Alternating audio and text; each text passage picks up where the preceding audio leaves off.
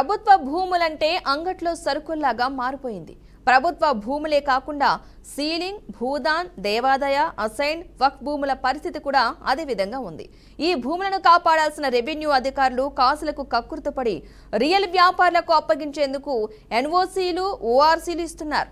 ప్రధానంగా ఇబ్రహీంపట్నం, కందుకూరు డివిజన్ పరిధిలోని assigned, ceiling, Bhoodan, దేవాదాయ, వక్ఫ్ భూములకు వందల సంఖ్యలో ఎన్ఓసీలు, ఓఆర్సీలు ఇచ్చి రియల్ వ్యాపారులకు అండగా నిలబడిన వైనం ఉంది. రికార్డులకు విరుద్ధంగా రెవెన్యూ డివిజన్ అధికారులు వ్యవహరించడంతో ఆ భూములను కాపాడుకోవడానికి స్థానిక ప్రజలు కోర్టులు, ట్రిబ్యునల్ చుట్టూ కాళ్లకు చెప్పులు అరిగేలా తిరుగుతున్నారు. అయినప్పటికీ రెవెన్యూ అధికారుల రికార్డుల ఆధారంగా వాదించడం పక్కకు పెట్టి కేవలం రియల్ వ్యాపారి ప్రయోజనాల కోసమే సమాధానాలు చెప్పడం సిగ్గుచేటు.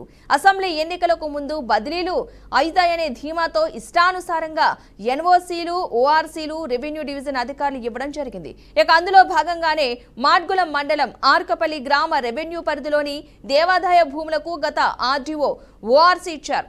ఈ భూమిపై స్థానిక ప్రజలు ట్రిబ్యునల్ కోర్టును ఆశ్రయించారు. దీంతో అప్పటి రెవెన్యూ అదనపు కలెక్టర్ స్పందించి తిరిగి విచారణ చేపట్టాలని ఆర్డీఓను ఆదేశించారు. అయినప్పటికీ అప్పటి ఆర్డీఓ తమకేమీ సంబంధం లేనట్లు నిర్లక్ష్యంగా వ్యవహరించారు. ఆ తర్వాత స్థానికులు హైకోర్టును ఆశ్రయించారు.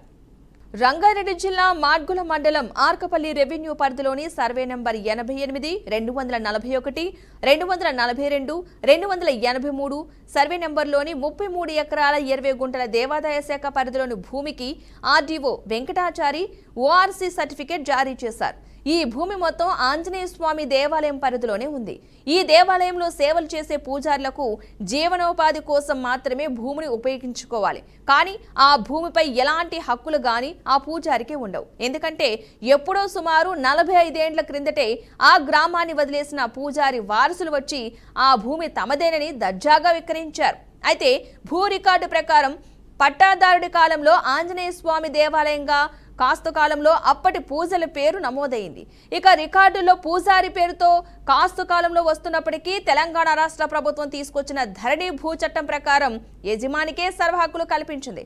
కానీ రెవెన్యూ అధికారులు గత ప్రభుత్వం తీసుకొచ్చిన భూ హక్కు చట్టాలను కాలరాసే విధంగా ఓఆర్సీలు జారీ చేశారు. ఏ లెక్కన చూసినా పూజారికి ఈ దేవాదాయ భూములపై ఎలాంటి హక్కులు లేవు. ఎందుకంటే ఆంజనేయ స్వామి దేవాలయం శిథిలమై ఏండ్లు గడుస్తున్నప్పటికీ ఆ పూజారి సేవలు మానేశారు. ఆ తర్వాత స్థానిక ప్రజలు కలిసి గుడి పునర్నిర్మాణం చేసుకుని పూజలు చేసుకోవడం ప్రారంభించారు. నిత్యం జరిగే పూజా కార్యక్రమాల నిర్వహణకు ఈ భూమిని దేవాదాయ శాఖ అధికారులు కౌలు కోసం వేలం వేయడం జరిగింది. అందులో భాగంగానే స్థానిక ప్రజలు దేవాదాయ భూముల నుంచి వచ్చే ఆదాయంతో నిత్యం పూజలు చేయడం ఆనవాయితీగా మారింది. ఇలాంటి సందర్భాలను గమనించకుండా అప్పటి రెవెన్యూ డివిజన్ అధికారి ఏకపక్ష నిర్ణయం తీసుకున్నారు. దీంతో స్థానికులు ఆ దేవాదాయ భూమిని కాపాడుకోవాలని విశ్వ ప్రయత్నాలు చేస్తున్నారు.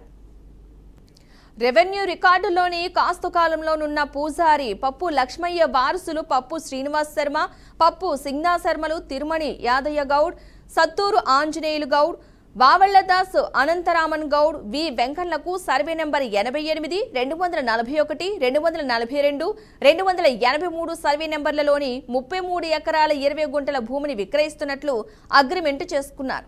అయితే ఎకరాకు సుమారుగా ₹1,00,00,000 విలువైన భూమిని కేవలం ₹1,50,00,000 33 ఎకరాల భూమిని అప్పగించేందుకు ఒప్పందం చేసుకున్నారు. ఆ భూమికి నిజమైన వారసులుగా చెప్పుకునే వాళ్ళు ఎందుకు ఎంత తక్కువ ధరకు భూమిని విక్రయించారనే అనుమానం కలుగుతోంది. అంటే కొనుగోలుదారుడు రెవెన్యూలోని లోపాలు సరిచేసుకుని పట్టా భూమికి మార్చుకుంటా అని భరోసా కల్పించడంతోనే ఈ తతంగం నడిచినట్లుగా సమాచారం. స్థానికుల నుంచి కొనుగోలుదారుడికి వ్యతిరేకత రావడంతో ఆందోళన చెందుతున్నారు.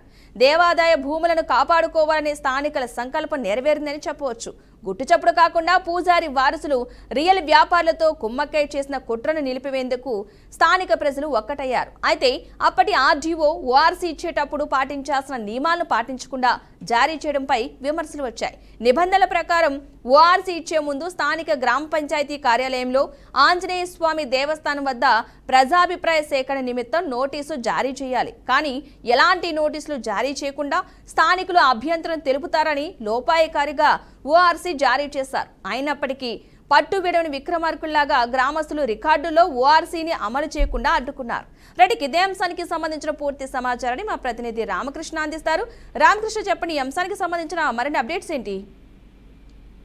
పద్మ, ఏదైతే రెవెన్యూ రికార్డులు సర్వే నంబర్ 88, 241, 242, 283 దాదాపుగా ఇది 33 ఎకరాల 20 గుంటలు.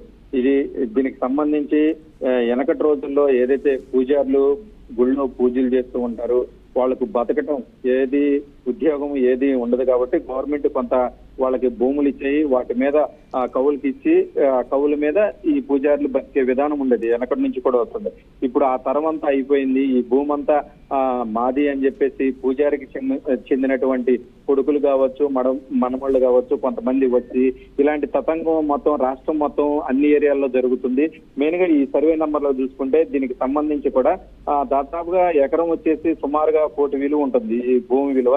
వీళ్ళు మొత్తం 33 ఎకరాలు, ఎందుకంటే వాళ్ళ సంపాదించింది కాదు ఏం కాదు ఎంతో కొంత వస్తుందనే ఉద్దేశంతో ఇది మొత్తం కూడా 1,50,00,000కి ఈ 33 ఎకరాల 20 గుంటలు మొత్తం కూడా అమ్మేందుకు ప్రయత్నం చేశారు. దీనికి సంబంధించి కూడా గ్రామస్తులకి తెలియటంతో కొంత వెనక దగ్గరని కూడా చెప్పుకోవచ్చు. మొత్తం మీద ఈ ఓవరాల్ గా చూసుకున్న దీనికి సంబంధించి ఏదైతే రెవెన్యూ లోపాలు సరి చేసుకుని పట్టభూమి మార్చుకుంటామని భరోసా కల్పించడంతో ఇది మొత్తం కూడా కొంత సద్దుమనినట్టుగా కూడా చెప్పుకోవచ్చు పద్మ.